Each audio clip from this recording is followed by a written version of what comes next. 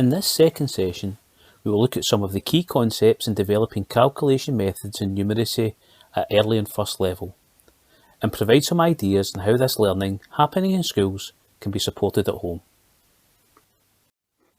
There are 5 key concepts in numeracy which are relied upon across all stages of numeracy and mathematics. They are being able to count on and count back within the number range that you are familiar with, being able to bridge 10, 100, 1000 and adjust. This is a concept we'll look at further in this video. Looking at the complements to 10, 100, 1000 are key to be able to understand a lot of elements of numeracy. So for example, knowing that 4 adds 6 makes 10 helps you to understand that 40 adds 60 make 100 and that 400 and 600 make 1000. It can also help with decimals like 0.4 and 0.6 making 1. The next key concept is being able to double in half. Children all the way through mathematics find doubling numbers and halving numbers relatively easy, and this can help with calculation strategies. The final concept we're going to look at in this video is the concept of partitioning, being able to break numbers into parts which are easy to use. As mentioned in session 1, the approach to teaching and learning numeracy is based on a concrete, pictorial and abstract approach. Concrete representations are any hands-on materials used by children to help understand numeracy concepts. Pictorial representations involve drawing sketches representing the concrete understanding to make sense of the numeracy learning. And abstract representations are what we would call formal mathematics, the use of numerals, letters and mathematical symbols to describe the mathematics we are doing. It is very common for children to develop an understanding of number using concrete and pictorial representations before being introduced to abstract representations. Children can be spending a lot of time developing their understanding of number using these concrete and pictorial relationships before the abstract relationships are introduced. When looking at the key concepts in numeracy, counting on and counting back can be supported by the use of number tracks. Physical movement up and down the track helps to develop the concepts of counting on and back, and later adding and taking away. It is important to have a start space or tile before the one space tile. This will be replaced by a 0 later on in learning. Chalk tracks and related games on these tracks help to support learning of counting on and counting back. The use of games can really help with developing this concept. A game like this, the Race to 50, where children start with counters on the starting point and roll the dice to move along the track, can be really helpful in developing the concept of counting on and counting back, particularly where some of the tiles can be replaced by rules like move forward 2 spaces or move backward 2 spaces. All of these rules and the use of the track help to develop the concept of counting on and counting back within a particular number range. Here you can see another game which helps to develop the same concept. The use of games is a great way to engage children in learning numeracy. The East Ayrshire Numeracy and Maths blog has a dedicated area for family learning. Within this, you will find a number of links to a number of resources to help develop games-based activity and activities that can be used in the home and in the outdoors. Within this area, you'll find a link to the 123 Go Maths activity booklet developed by the Scottish Attainment Challenge teachers in East Ayrshire.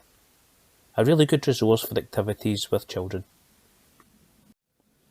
As mentioned at the beginning, concrete materials help with the development of number sense. 10 frames are introduced at an early level to support the development of this number sense. A 10 frame is basically 2 rows or 2 columns of 5 organised to make spaces for 10 items. 10 frames help to develop quantity and connections with numbers within 10.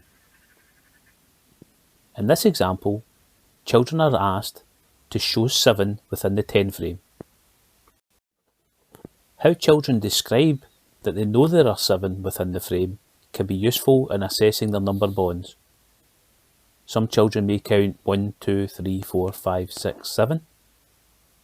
Others may see that 6 and 1 make 7, or that the 4 on the left and the 3 on the right make 7.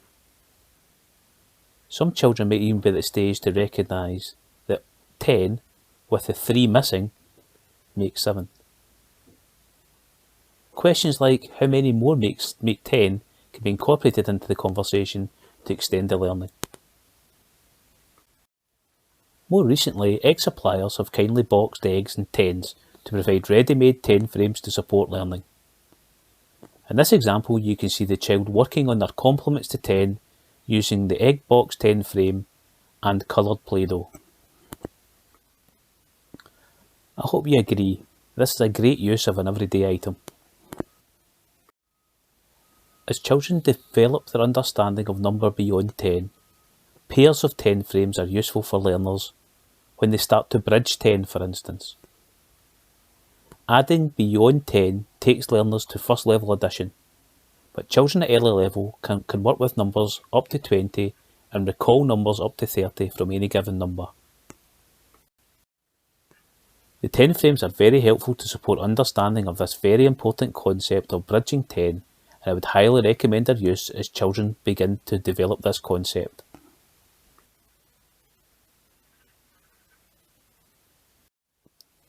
To fill the first frame with 10, the child has partitioned the 5 to a 4 and a 1.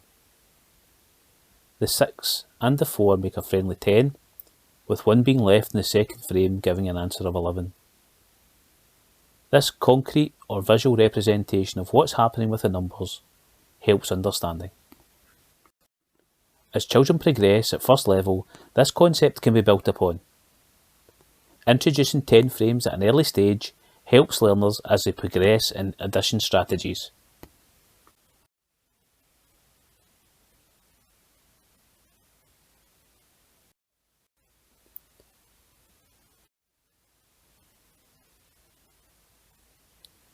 The use of 10 frames as a visual aid can really help support children's addition strategies.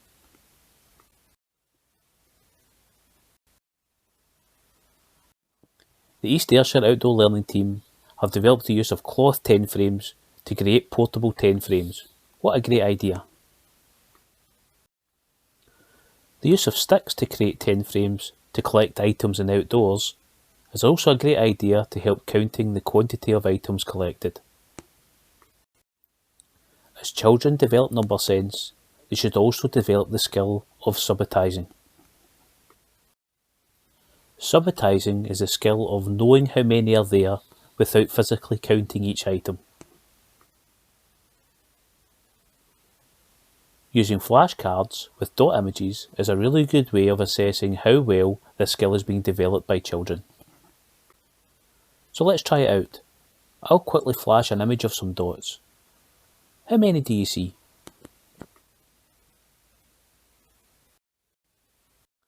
I did say I'd be quick. Hopefully you recognise there were 9 dots on the screen.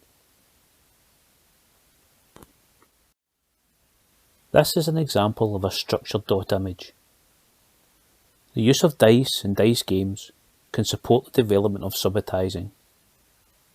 You may have recognised the 5 and the 4 from these structured images. Let's try another one. This one's a wee bit more tricky.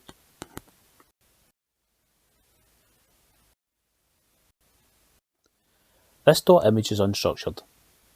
A conversation with a child around how many, how do you know, is very interesting, as it will help you see how well they can subitize. The use of flashcards, showing and covering items can be a really good way to help develop subitizing skills. Once again, there were 9 dots in this image.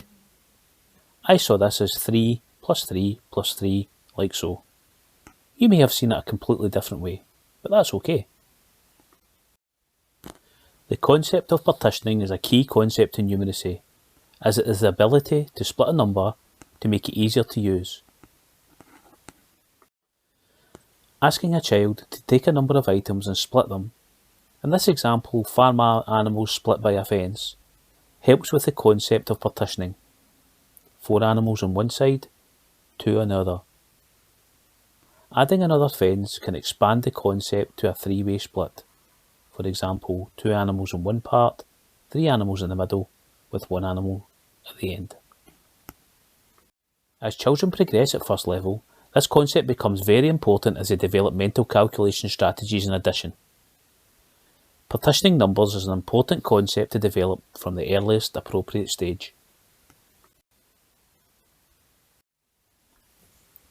An image which is very helpful in the development of number sense is the use of part-whole models. These models help children to understand the relationships in number. The use of these models can start with children collecting 2 groups together to get the overall total. This part-whole model shows the relationship between 2, 3 and 5. Covering one of the numbers helps to prompt children to think about this relationship. What number is covered here? What number is covered now? Another way of showing this part-whole relationship is through the use of a bar model. This is how the relationship between 3, 2 and 5 could be shown. Once again, covering a part of the model can generate problems to be solved within this relationship. In this video, we have briefly looked at some of the key concepts in numeracy at early to first level, to provide some of the ideas on how learning happening in schools can be supported at home. I hope you have found this useful. In the next part, we will look at addition and subtraction strategies moving from first level to third level.